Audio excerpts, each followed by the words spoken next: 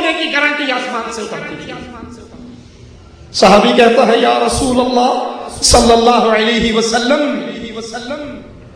میں قرآن کی تلاوت کرتا اور میرا گھوڑا بھی بھٹکتا، میں تلاوت روک دیتا، گھوڑا سکون سے ٹہل جاتا، میں پھر تلاوت کرتا وہ پھر بھٹکتا، میں پھر روکتا وہ پھر سکون سے ٹہل جاتا۔ کہا میرے ساتھی تو قرآن کی تلاوت کرتا تھا، آسمان کے فرشتے تیری تلاوت کو سننے کے لیے آئے ہوئے تھے۔ وہ کیا انقلاب تھا ان کی زندگی میں، وہ ایک نقطے کا انقلاب کہ دنیا میں ہر آدمی کی بات جھوٹی ہو سکتی ہے، ہر آدمی کی بات کو چھوڑا جا سکتا ہے سوائے محمد الرسول اللہ۔ دوران خطبہ ایک شخص کھڑا ہوتا ہے، اللہ کے نبی کہتے ہیں بیٹھ جاؤ۔ ایک صحابی ابھی مسجد کے مدخل پر ہی، دروازے پر ہی وہیں بیٹھ جاتا ہے۔ کہتے ہیں میرے ساتھی تجھے تو نہیں کہا بیٹھنے کا۔ کہا آقا آپ کی آواز میرے کان سے ٹکرائی تھی، بیٹھ جاؤ، میں سن کر پھر کیسے کھڑا رہ جاؤں۔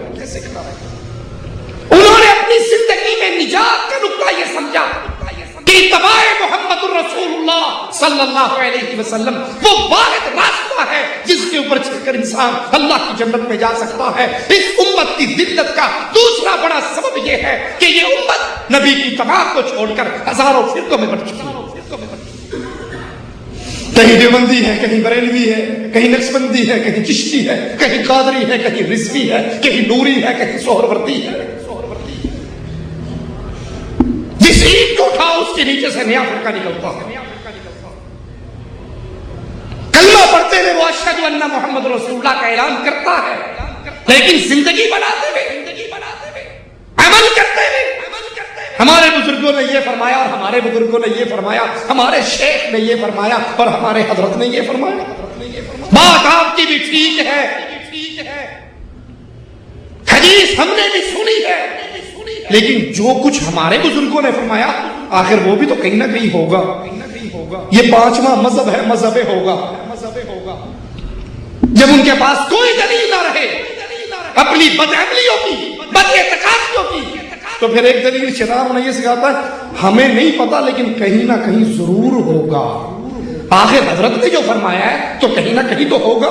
بھائی یہ ہوگا کہاں؟ کس حدیث میں ہے، کس قرآن میں ہے؟ یہ بربادی کی دوسری وجہ ہے۔ ایک سائل سوال کرتا ہے ایک صحابی سے اس مسئلے میں کیا فرماتے ہو؟ جواب میں کہتے ہیں اس مسئلے کے اندر امام الانبیاء محمد الرسول اللہ صلی اللہ علیہ وسلم نے یوں فرمایا ہے۔ سائل کہتا ہے میں نے سنا ہے شاید ابو بکر اور عمر نے تو یوں کہا تھا۔ ناراض ہو جاتے ہیں، غضبناک ہو جاتے ہیں، کہتے ہیں میں تجھے محمد الرسول اللہ صلی اللہ علیہ وسلم کی حدیث سنا رہا ہوں اور تو جواب میں کہتا ہے ابو بکر اور عمر نے یوں کہا۔ ڈرتا ہوں کہیں آسمان سے تجھ پہ پتھروں کی بارش نہ ہو۔ اپنے اپنے پیروں کے خولوں میں بند ہونے والوں، اپنے اپنے اماموں کو معصوم کا درجہ دینے والوں، نبی کا فرمان آنے کے باوجود میں فلاں فرقہ سے اور میں فلاں فرقے سے، میں فلاں جماعت سے اور میں فلاں گروپ سے، امام الانبیاء کی بات کو ٹھکراتے ہو، لسوڑی شاہ اور فسوڑی شاہ کی بات پر، امام الانبیاء کی بات کو ٹھوک کر مارتے ہو ایک امتی کے قول پر۔ جس امتی کی کیفیت یہ ہے، آقا فرماتے ہیں آسمان سے فرشتے اترتے ہیں، مجھے ترازو میں بٹھاتے ہیں، 2 سے تولتے ہیں میرا پلڑا بھاری رہتا ہے، 10 سے تولتے ہیں میرا پلڑا بھاری رہتا ہے۔ ساتھی فرشتہ کہتا ہے کس کو تول رہا ہے؟ امام الانبیاء کو۔ مقابلہ 2 10 سے کرتا ہے۔ اگر ایک پلڑے میں، غور کیجئے اللہ کے لیے، نبی کے دین کو چھوڑ کر فرقوں میں بٹ جانے والوں، نبی کی حدیث کو چھوڑ کر غیر نبی کے قول کو سینے سے لگانے والوں، ذرا فرشتوں کے جملوں پہ غور تو کرو۔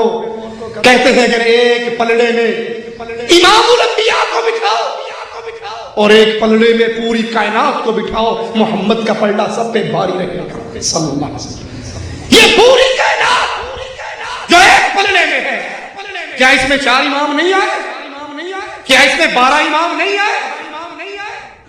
کیا اس میں رائمنڈ والے، بریلی والے، دیوبند والے، گنگوہ والے، بغداد والے، کوفے والے نہیں آئے؟ فرمایا ایک پلڑے میں ساری اور ایک پلڑے میں امام الکائنات محمد الرسول اللہ صلی اللہ علیہ وسلم۔ ہماری بربادی کے اسباب میں سے ایک بہت بڑا سبب یہ قانون بن گئے، یہ نظام بن گئے، یہ عقیدے بن گئے، یہ اصول بن گئے۔ اگر قرآن کی آیت میرے امام کے قول کے خلاف آئے گی، اٹھائیے اصول کرفی۔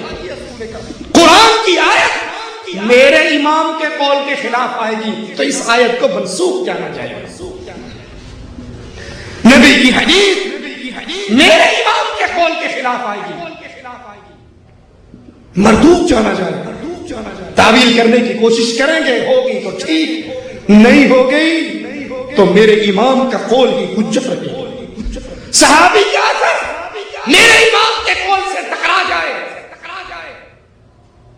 تعویل کرنے کی کوشش کریں گے، ہو گئی تو ٹھیک، نہ گزارا چلا تو اس کو مردود کہا جائے گا۔ ارے ابن عباس رضی اللہ عنہما حضرت علی کے فتوے منگاتے ہیں، صحیح مسلم کے مقدمے میں یہ بات موجود ہے۔ ان فتووں کو پڑھتے ہیں اور پھر فرماتے ہیں علی نے یہ فتوے نہیں دیے، یہ لوگوں نے علی کے نام پہ مشہور کر دیے ہیں۔ جیسے آج بھی مولا علی کہ ملنگ ہونے کے دعوے دار جھوٹ کی ساری نسبت حضرت علی کی طرف کر دیتے ہیں، اور حضرت علی ان ملنگوں کے سارے جھوٹ سے پاک ہے۔ حضرت علی نے یہ فتوے نہیں دیے۔ غور کرنا، سیدنا ابن عباس کے جملوں پہ غور کرنا، کہا اور اگر علی بھی یہ فتوے دیتا تو گمراہ ہو جاتا۔ ارے کیا اتنا کہہ دینا کافی نہ تھا کہ یہ فتوے علی نے نہیں دیے؟ یہ کیوں کہا؟ اگر علی بھی یہ فتوے دیتا تو گمراہ ہو جاتا۔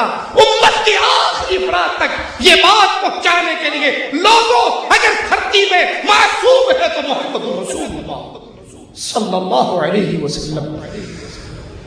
فاطمہ کے بابا کے علاوہ اس دھرتی پہ اور کوئی نہیں ہے جس کی زبان عرش والے کی مرضی سے ہی ہے۔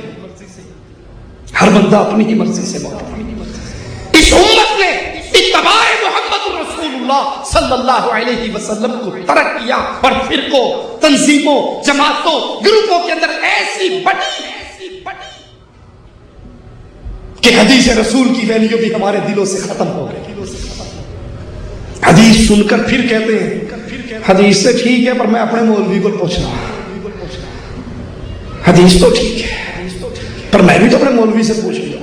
یعنی اس حدیث کو اگر میرا مولوی کہے کہ حدیث ہے تو مان لوں گا، اور اگر میرے مولوی نے کہا کہ حدیث نہیں ہے تو نہیں مانوں گا۔ نبی کے قول کو ایک امتی کے قول کی وجہ سے قبول اور رد کیا جائے۔